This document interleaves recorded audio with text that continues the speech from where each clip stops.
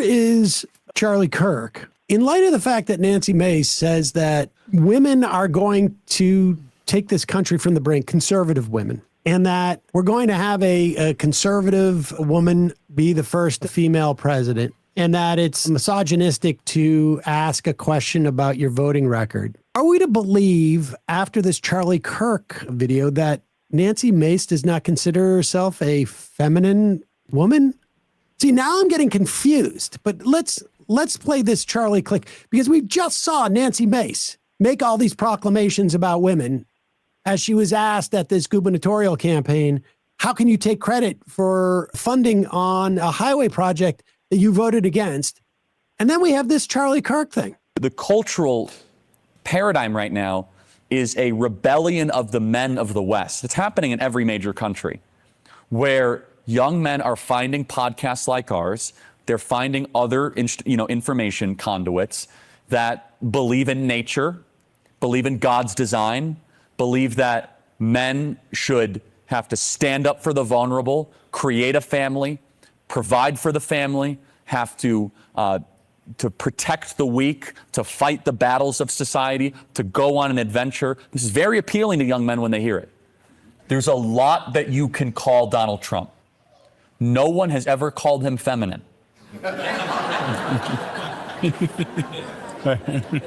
Right. In a toxically feminine world, again, all the media missed this and almost every cultural critic missed it. We didn't. In a toxically feminine world, you have the absolute inverse of that, which is like ultra masculine. Never apologize, red tie, big plane, super rich, supermodel wife, right? It's gonna be big, and Mexico's gonna pay for it, and we get more tariffs, and it's like as bravado, strong men as you can get. And young men didn't care that, it wasn't even about policy. That's what people don't understand, is that it was partially policy. It was like, no, he is the middle finger to all of the screeching hall monitors that have told me I have to use certain pronouns, that have told me that I'm bad for existing, that have penalized me for my existence. And Trump is the big F you to the feminist establishment that has not been challenged my entire life. There's a lot to unpack here, aside from the fact that he's implying that women who get involved in politics are not feminine, I guess, or they're toxic. But aside from the low-hanging fruit of Donald Trump's red tie, put up a couple examples of Donald Trump's red tie that is so masculine. And you know what? You don't even have to put the filter on this. Let's just pop this up. Just Google it and see what we got. Got it? Yeah, let's see. Yes, pull it up. Oh, that red tie seems very, very pink. Keep going back up. I mean, the guy has been wearing pink ties. Now, that's fine. I have no problem with pink ties. I think that Trump's style is a little gaudy, frankly. But the fascinating thing is you heard Charlie Kirk sit there and go, it wasn't even about policy. And then he realizes, I meant it was a little bit about policy.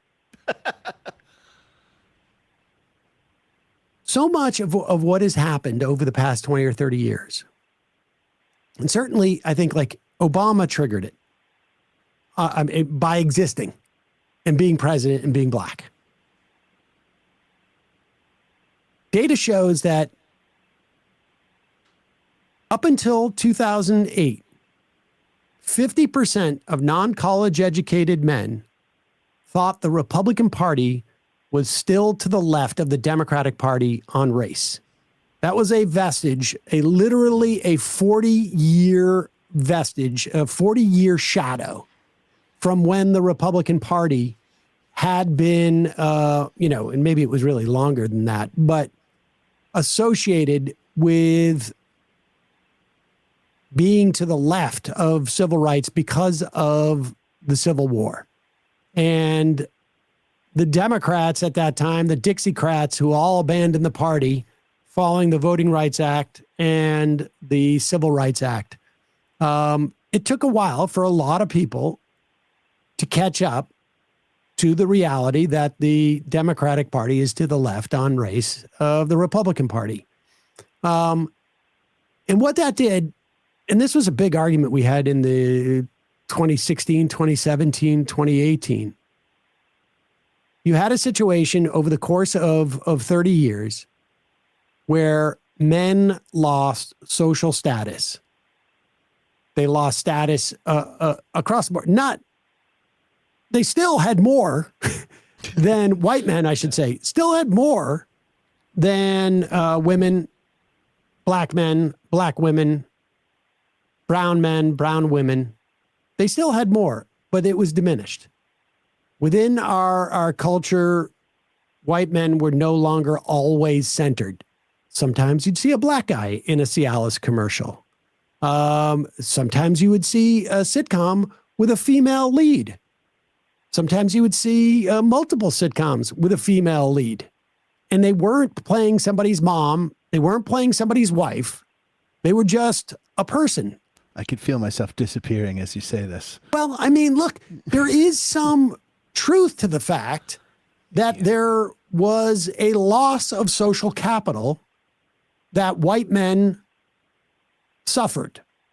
When you are at the top of the totem pole, as it were, and no one occupies section 2, 3, or 4 of that totem pole, and then you have a series of different of people who are lower than you on that totem pole because in various different sort of like silos of society. When you get dropped down a notch or two because everybody else moves up one closer, not at parity, but closer to parity, it feels like a loss because it is a loss. But it is still more than equitable of a loss. It is still a system that is still rigged in this favor. However, as a Christian fundamentalist, and I don't know if Kirk himself is actually a Christian fundamentalist, although now he seems to be a lot more out about it if he is. He is. Everything that derives from that, the religious hierarchy, once it extends from God to man, and I do mean man, then it extends to everyone else on the planet. And that's what we call the patriarchy, if you're talking about gender. Or it's called white supremacy, if we're talking about race. These are all the same sort of inclination. When Hillary Clinton came up, was running against Donald Trump, there was a percentage of people, the people, maybe some who voted for Obama, who were like, not, hey, I was willing not to be a racist, but I'm a misogynist. It was more like, from their perspective, we already had one non-normal president. We're not going to have two non-normal presidents in a row. We need to get back to a normal president. Donald Trump wins. And who defeats Donald Trump? Another normal president. Not one of these other types of presidents. That's what we're seeing. And we're seeing, in many respects, I think probably the tail end. I mean, this is the white-knuckled version of it. And the question is will that white knuckle have held on tight enough to provide Donald Trump or the Republican Party the leverage to maintain this control that they used in this one moment, this white-knuckled moment, for white male privilege to maintain a minoritarian control over the country. And it's no mistake that we're talking about, you know, people who are like in their early 20s, mid 20s, late teens, because their parents and their fathers were all from my generation during a Reagan era, where there was like where we came of age at that time, and where we just those men were just on the cusp of seeing this dramatic change.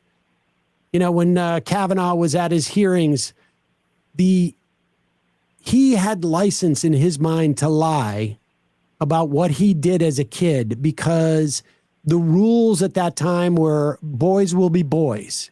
Mm-hmm. And when you grow into an adult, you're not responsible for that stuff. That's just part of like being a prep school guy. Mm-hmm. It happens. That's just like it's a ritual. And people of that generation got caught on either side of essentially emancipation, equality for a whole host of people.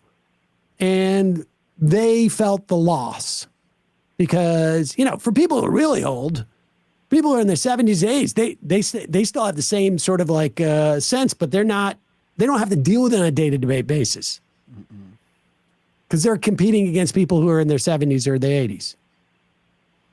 That's what's going on there. Superficially, too, Donald Trump is not a very masculine man. Donald Trump is not a masculine man. No. I'm sorry. A guy who gets up and he's dancing to, or let me put it this way.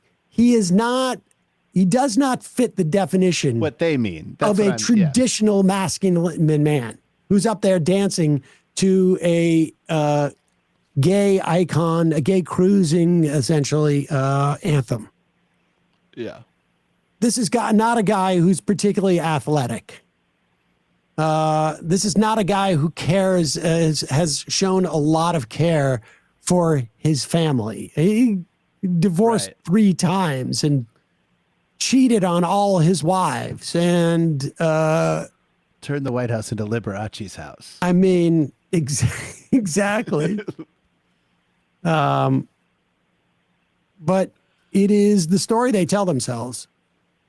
And the story they tell about Donald Trump, because it's really more that Donald Trump is the guy who's willing to say, I am proud of my misogyny. I am proud of my racism. And you have a home here. I'm also so sick of talking about young men like young women aren't alienated in this economy and completely lonely. Like that's just a function of policy and society in general. I think that the whole age range has been left behind. Without a doubt. But I mean, this country did not do any wholesale studies of women's health until I was almost 30. And that's been canceled. And it's been canceled.